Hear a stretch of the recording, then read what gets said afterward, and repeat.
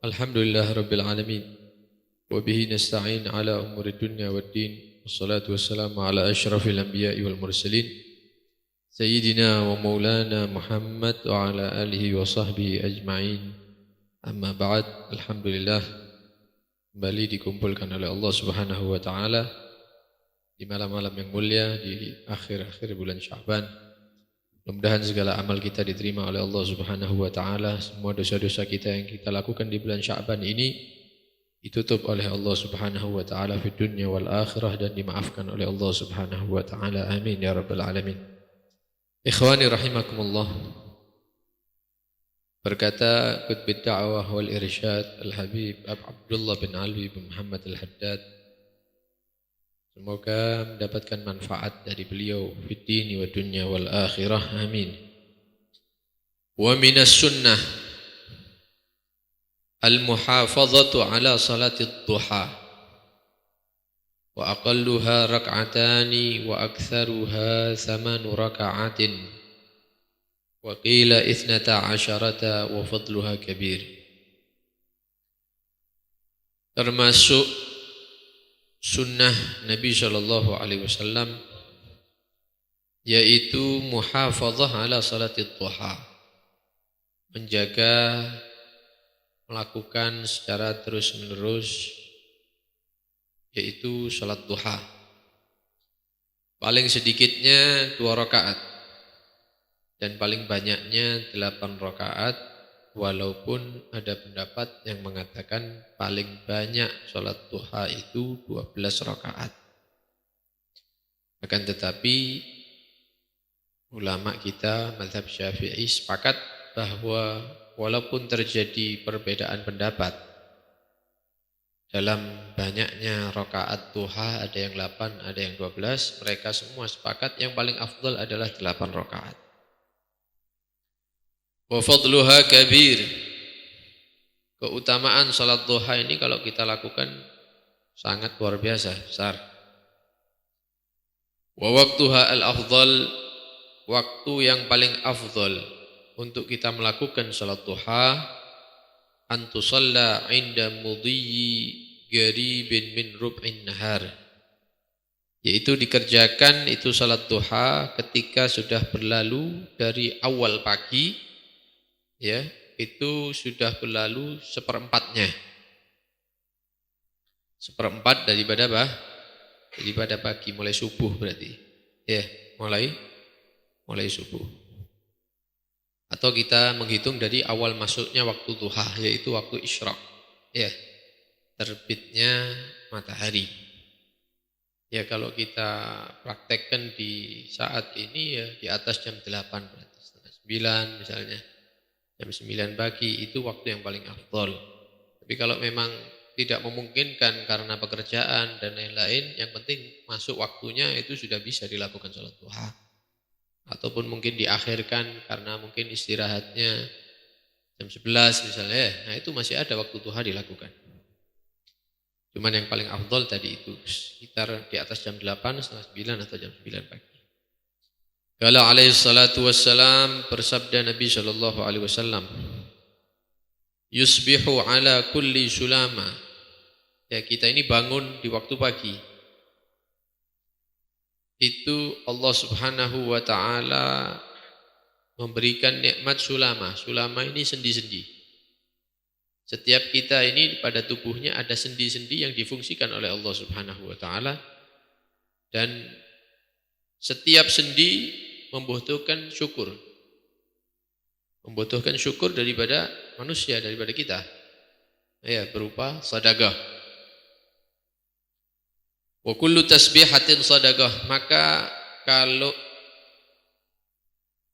dijumlah, dikatakan di sini as-sulama huwal mifsal. Ya, sendi-sendi manusia. Wa fi kulli insanin 360 mifsal. Ya, ada di ayyamis sanah. Kalau mau dijumlah, itu sendi yang ada pada setiap manusia itu berjumlah 360 sendi, persendian. Sesuai dengan hitungan hari dalam 1 tahun. Kurang lebihnya 360 hari. Nah, setiap diri kita ini ada sendi 360. yang setiap pagi difungsikan lagi oleh Allah, dan itu membutuhkan syukur, sedekah. Jadi ya setiap hari harus bersedekah 360 kali setiap hari itu. Baru kita mensyukuri nikmat daripada persendian ini. Apakah sedekah itu harus mengeluarkan uang? Berarti anggaplah Rp1.000 misalnya, dikali 360, berarti satu hari kita harus sedekah Rp360.000 misalnya. Dino, 10 dino 3.600.000 misalnya. Nah, ternyata tidak seperti itu. Kata Nabi, kullu tasbihatin sedekah. Setiap kalimat tasbih yang kita ucapkan itu terhitung satu sedekah. Kita mengucap subhanallah, itu sedekah sudah. Wa kullu tahmidatin sedekah. Setiap kalimat tahmid alhamdulillah itu terhitung sedekah. Wa kullu tahlilatin sedekah. Setiap kita mengucapkan la ilaha illallah itu satu sedekah. Wa kullu takbiratin sedekah. Kita mengucapkan Allahu akbar itu sedekah. Wa amrun bil ma'ruf sedekah. Memerintahkan manusia untuk melakukan yang baik itu adalah sedekah. Wa nahyun 'anil munkar. Mencegah dari kemungkaran itu adalah sedekah. Nah, ini berarti harus bawa catatan ini berarti ya. Nanti mengucapkan subhanallah itu berapa kali misalnya. Alhamdulillah berapa kali, Allahu akbar berapa kali jumlah. Kalau kurang daripada 360 ya ini harus sedekah yang lain. Mungkin amar ma'ruf, nahi mungkar, tahlil, membaca tahlil, kalimat tahlil dan seterusnya. Ini kalau tidak lupa. Ya. Kadang-kadang lupa. Kalau urusan uang insyaallah tidak lupa. Wa yujzi'u min dzalika, maka mencukupi untuk kita mensyukuri nikmat sendi-sendi ini yang berjumlah 360 sendi ini, rakaatani, 2 rakaat, yarka'uhuma minad duha, yang kita lakukan daripada salat duha. Jadi kalau satu hari kita salat duha 2 rakaat, maka itu sudah dianggap kita bersyukur atas nikmat sendi-sendi yang diberikan oleh Allah Subhanahu wa ta'ala. Wa qala alaihi salatu wassalam, dan bersabda Nabi sallallahu alaihi wasallam, man hafadha, barang siapa yang menjaga, artinya terus menerus, ala syaf'atid duha, syaf'ah itu 2 rakaat ya. Dia menjaga tiap harinya itu 2 rakaat duha, tidak lebih 2 rakaat. Hari berikutnya 2 rakaat, 2 rakaat, 2 rakaat. Terus ufirat lahu dzunubuh, maka dosa-dosanya akan diampuni oleh Allah Subhanahu wa taala, walau kanat mithla zabadil bahri, walaupun dosanya dia itu sebanyak busa yang ada di lautan.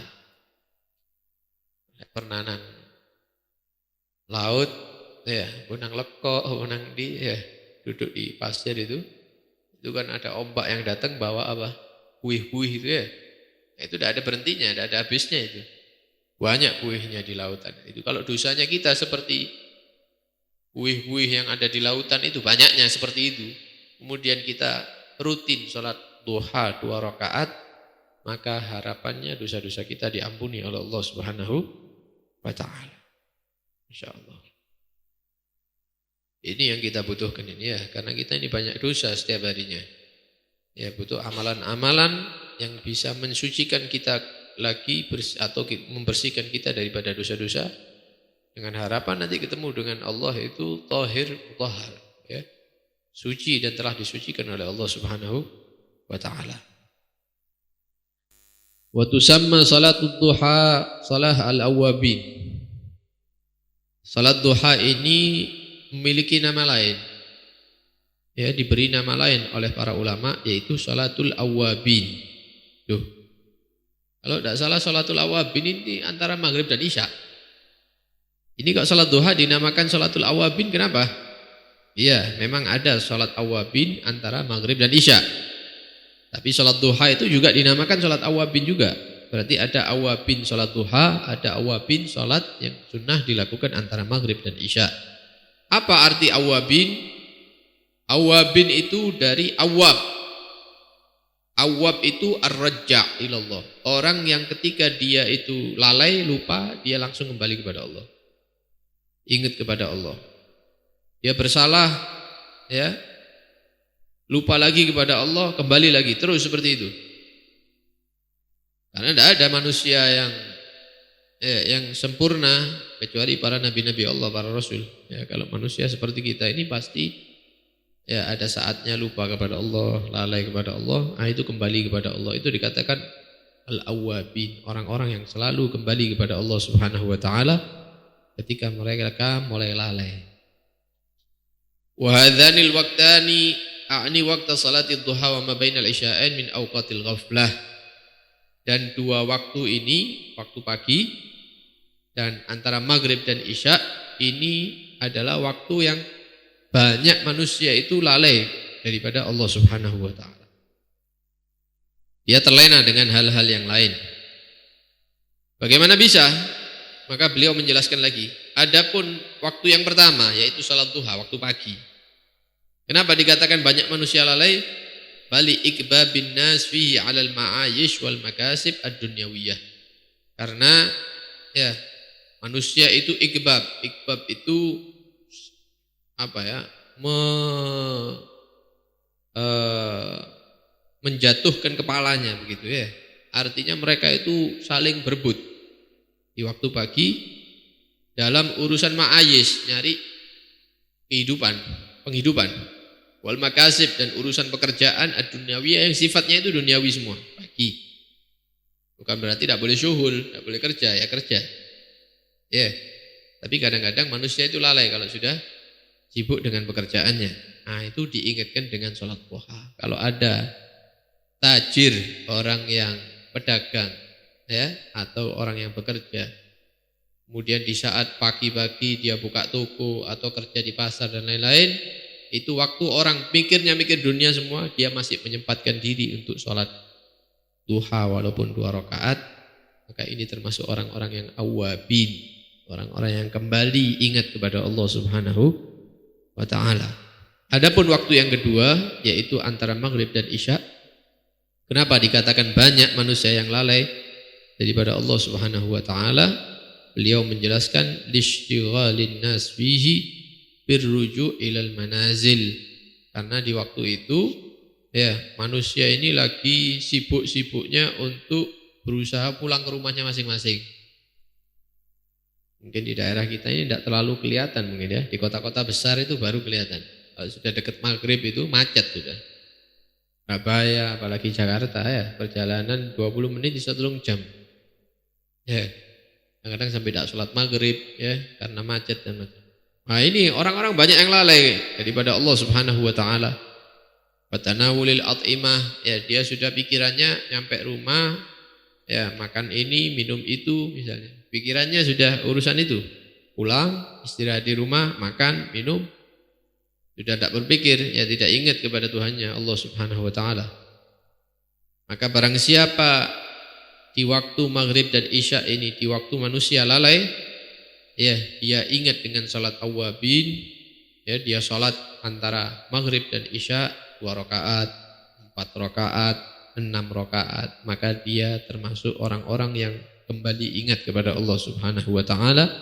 Ya, faman raja'a ilallah, maka barang siapa yang kembali kepada Allah Subhanahu wa ta'ala, wastaiqadha li ta'atihi, dan dia kembali sadar, ya kembali melakukan ketaatan kepada Allah Subhanahu wa ta'ala fi hadhil awqat, di waktu-waktu ini, baik waktu pagi sibuk-sibuknya dengan duniawi atau waktu maghrib dan isya, ya waktu ingin kembali istirahat ya dan lain-lain, dia kembali kepada Allah, sadar dia melakukan ketaatan di waktu itu, kana indahu bimakan, maka orang-orang yang seperti ini, inilah manusia-manusia yang memiliki kedudukan khusus di sisi Allah Subhanahu wa ta'ala.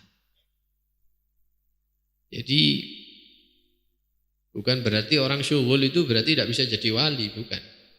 Ya. Bukan berarti orang yang pakai celana panjang itu tidak bisa jadi orang soleh, belum tentu. Ya, kadang-kadang yang pakaiannya itu seperti orang istiqomah, ternyata di belakang manusia dia bermaksiat kepada Allah Subhanahu wa ta'ala. Oh ini ustadz palsu, ya jangan, kita husnudzon sama dia. Oh ini ustadz istiqomah dan lain-lain.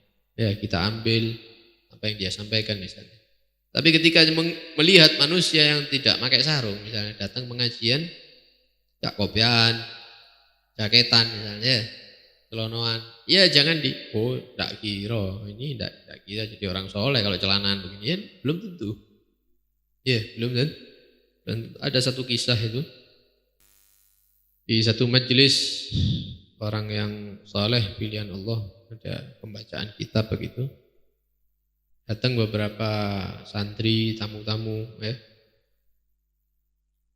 Kemudian datang satu orang pakai celana. Pakai celana, pakai baju biasa ya. Alhasil pakaiannya tidak pantas menurut orang-orang di situ untuk dipakai untuk hadir pembacaan kitab. Ya. Karena sudah terlanjur mungkin mau pulang tak sempat dan lain-lain ya. Karena majelisnya singkat. Hanya dia hadir, kemudian duduk paling belakang, kemudian tidak berani mengangkat pandangannya kepada syekh ini, guru ini, dingklu terus ya. Melihat bahwa malu dia, ya merasa orang yang paling jelek di majelis itu ya. Kemudian banyak salahnya, merasa seperti itu. Ini guru yang di depan ini merasakan hati orang tersebut. Ya. Merasakan hati orang tersebut. Ini dirasa ini di majelis ini ada hati yang baik di sini. Dicari-cari ternyata hatinya orang yang pakai celana tadi itu. Ya mungkin yang hadir merasa oh saya ini bisa ilmu nahwu misalnya ya, ada kesombongan ilmu. Oh saya bisa ilmu fikih. Oh saya apal ini. Oh saya sudah tadi malam tahajud. Oh saya baca Quran, saya ahli zikir. Ada bangga diri begitu. Orang ini merasa orang yang paling buruk di majelis tersebut. Akhirnya sama syekh ini, sama guru ini dipanggil. Itu yang di belakang, maju katanya. Katanya dia, saya tidak berani karena pakai celana ya.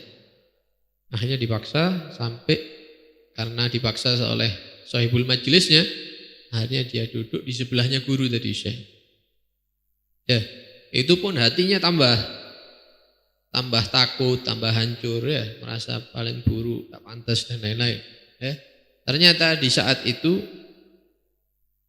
ada rahmat Allah yang turun, ya berkat wali tersebut dan berkat hatinya orang ini baik, siap untuk menerima. Akhirnya turun rahmat Allah, ya riayah, perhatian dari Allah. Maka majelis itu bubar. Kemudian orang ini salaman, pulang, semuanya pulang. Ada satu murid terdekat dari syekh ini. Dikatakan, itu orang yang saya suruh duduk di sebelah saya tadi itu. Dia orang yang paling besar mendapatkan manfaat daripada majelis saat ini. Dan saksikan, dia ketika keluar dari pintu rumah saya, itu keadaannya dirubah oleh Allah Subhanahu wa Ta'ala 180 derajat. Yang tadinya orang biasa, dia menjadi orang yang dipilih oleh Allah Subhanahu wa Ta'ala. Karena datang membawa hati yang siap untuk menerima tadi itu. Ya, merasa paling jelek. Akhirnya santri ini penasaran. Wah, sampai kayak guru ini ngomongnya ya. Penasaran dicari tahu. Wis, ya dilihat keadaan orang ini. Ternyata benar. Mulai sejak hadir majelis tersebut, orang ini berubah. Ya, rutin sholat berjamaah, sholat sunnahnya rutin, baca Al-Qurannya rutin, zikirnya rutin, iktikaf di masjid, tidak pernah meninggalkan majelisnya orang-orang soleh. Artinya berubah total keadaan orang tersebut karena membawa hati yang baik, menghadiri majelis orang-orang yang soleh. Oleh karena itu jangan meremehkan orang daripada pakaiannya, ya, jangan meremehkan orang daripada pakaiannya. Maka kita dididik oleh para salaf untuk selalu berhusnudzon, ya berprasangka baik kepada siapapun yang kita lihat, kepada siapapun yang kita temui. Ya, yakini orang tersebut memiliki amalan-amalan yang tersembunyi, ya, dan dia memiliki kedudukan khusus di sisi Allah Subhanahu wa Ta'ala. Dengan hal yang seperti ini kita akan mendapatkan manfaat daripada siapapun yang kita temui. Dan mudah-mudahan ya Allah Subhanahu wa Ta'ala membersihkan hati kita, menjauhkan kita daripada segala maksiat, memberi kekuatan kita untuk bisa mengamalkan apa yang telah disampaikan oleh Habib Abdullah bin Alwi Al-Haddad. Amin ya rabbal alamin. Wassallallahu ala sayyidina Muhammad wa alihi wa sahbihi wasallam. Alhamdulillahirabbil alamin.